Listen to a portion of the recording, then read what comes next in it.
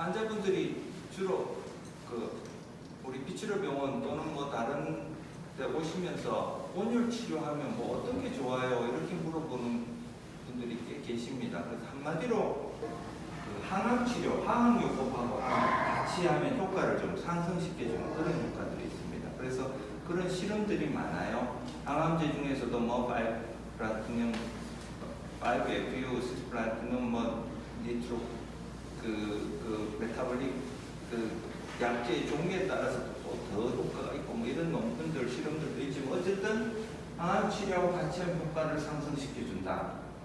두 번째로는 방사선 치료하고 하면 효과를 상승시켜준다. 좀 아까 설명 들으셨죠? 왜 서로 상승 효과를 시켜주는지 이유하고 기전을 들으셨는데, 세 번째로는 면역을 증진시켜준다. 그래서 여러 실험을 해보니까 세포막을 변형을 통해서 열충격 프로테인 분비를 증진시키고 암, 단백질 뭐 이런 것들을 암세포를 죽이는 면역을 활성화해서 베타 카테닌 또는 이카테닌 같은 것들이 분비가 증가돼서 연속적인 세포 괴사를 유도하고 암세포 전이를 억제한다고 되어 있어요. 이것도 제가 오늘 강의 자료에 보면 실제로 그냥 뜨뜻한 물에서 온도를 올려서 조격 같은 거 하는 거하고 보조법 온열을 했을 때 체내에 이런 암을 죽일 수 있는 세포들도 암 전이를 억제해주는 이 베타카테닌이나 이 카데린이 어떻게 활성화되느냐를 실제로 전자현미경으로 측정한 실험들이 있습니다. 그것도 제가 보여드리겠습니다. 그리고 체온이 좀 올라가요. 여기 고주파를 여기 하는데 측정해 귀에 우리가 측정하잖아, 그죠? 네. 귀 온도를 측정하는데 하기 전보다 한 0.5도에서 0.7도 정도. 전체 체온이 보통 1도 올라가면 암 면역력이 한 4배에서 뭐 5배 올라간다는 그런 논문들도 있는데 어쨌든 면역력을 전체적으로 증진시켜준다. 온열 치료가. 그리고 암흑지 유전자를 활성화시키고 뭐 수술 후 상처 같은 게 혈류 흐름을 보존시키고 산소화로 상처 증가시킨다. 이런 걸 좀 부가적으로 이런 효과들이 있습니다. 암에 대해서는 항암 치료하고 효과를 증가시켜주고 방사선 치료 효과를 증가시켜주고 우리 몸의 면역력을 증가시켜줘서 암이 전이되는 걸 억제시켜주고 치료 효과를 올려준다. 이렇게 간단하게 요약을 할 수 있습니다. 그러면 환자분들이 자주 물어보는 것 중에 이제 보조법 온열 치료를 하는데 횟수는 몇 번 해야 되나요? 이렇게 물어보는 경우들이 간혹 있는데 이거는 뭐 딱히 정해진 건 없는데 보통 1회에서 50분 또는 60분 정도 장비에 따라서 이렇게 하는데요.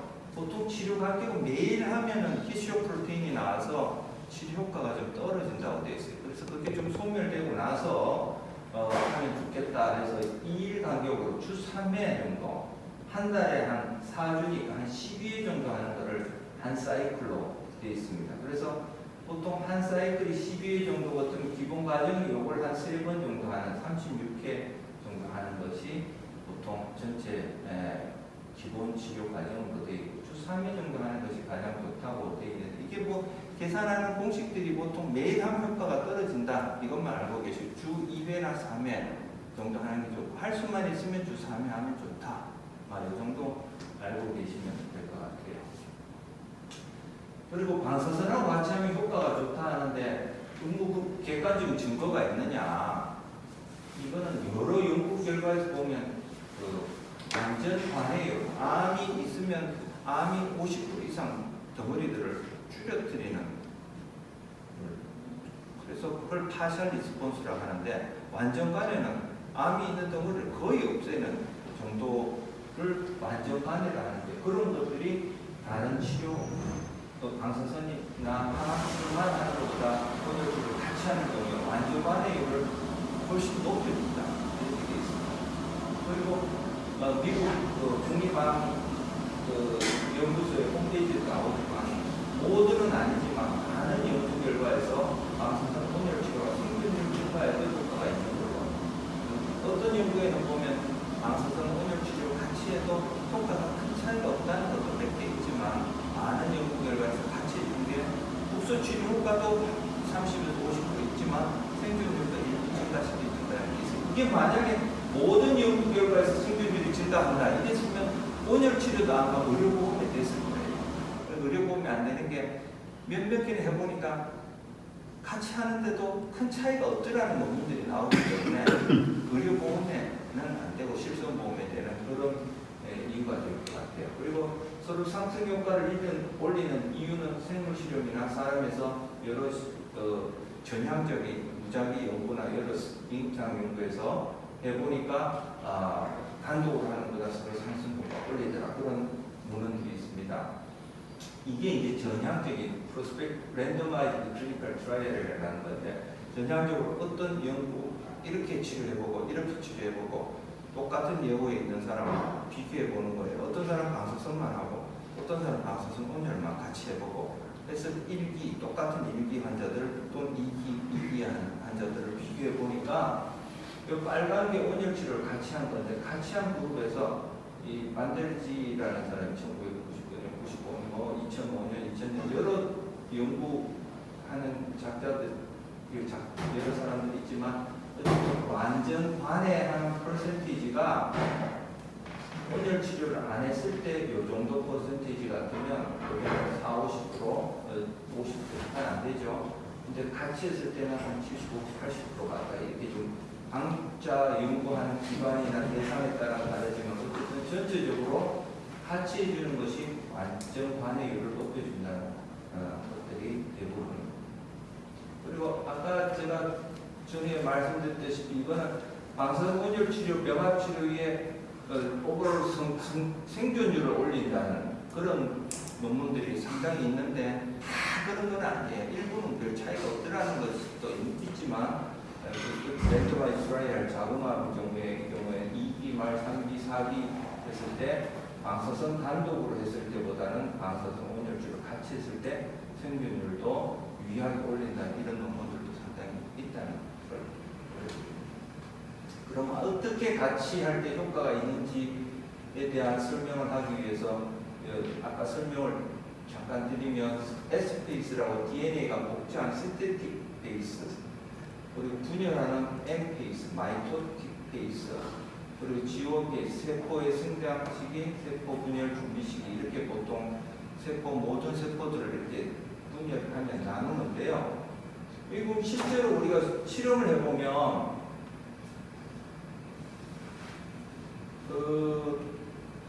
여기 M 세포가 M 페이스가 있고 G1 페이스가 있고 신테틱 페이스가 있고 G2 페이스가 있고 암 세포들이 이제 한 100만 개가 있다면 똑같지 않을 거 아니에요. 어떤 거는 M 페이스에 있는 세포들이 있을 거고 어떤 거는 G1 페이스 이렇게 다양하게 있을 거 아니에요. 우리가 사람이 여러 사람이라도 키도 다르고 생긴 것도 다르듯이 암 세포들도 다양하게 있을 거 아니에요. 그런데 방사선을 600나노를 똑같이 줘봤더니 M페이스에 있는 것들이 이만큼 잘 죽어요. 왼쪽 표가 이거 survival fraction, 암세포가 살아남았을 확률을 보면 똑같은 600나노를 한 번에 주니까 암이 이만큼 많이 죽어요. 그런데 신테틱 페이스에 있는 세포들은 600나노를 한 번에 줘도 잘 안 죽어요. 이만큼 요각밖에 안 죽어요. 그러니까 방사선에 대해서 M페이스나 이런 것들은 방사선에 민감해서 잘 죽는 걸로 되어 있는데, 방사선에 M페이스, G1페이스, 레이트 G1페이스, G2페이스는 방사선에 민감한 걸로 되어 있는데, 신테틱 페이스는 방사선에 잘 안 죽고, 이거 왜 그런가 하면 DNA가 합성되면서 DNA 콘텐츠가 한 2배에서 3배 정도 더블링 되면서 방사선에 의한 DNA 손상이 잘 저항이 좀 생긴다고 되어 있어요. 그래서 실험을 해봐도 똑같은 거를 해도 방사선의 S페이스는 방사선에 저항이 있는 걸로 봐요.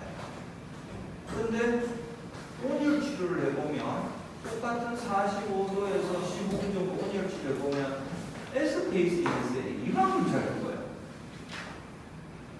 여기 G1페이스 이런 건 잘 안 죽고 요만큼밖에 안 죽는데, 여기에 이제 온열 치료 그래프가 있거든요. 아까 여기 방사선 치료. 그래서 온열 치료를 하면 S페이스는 이렇게 잘 죽어요. 이만큼까지.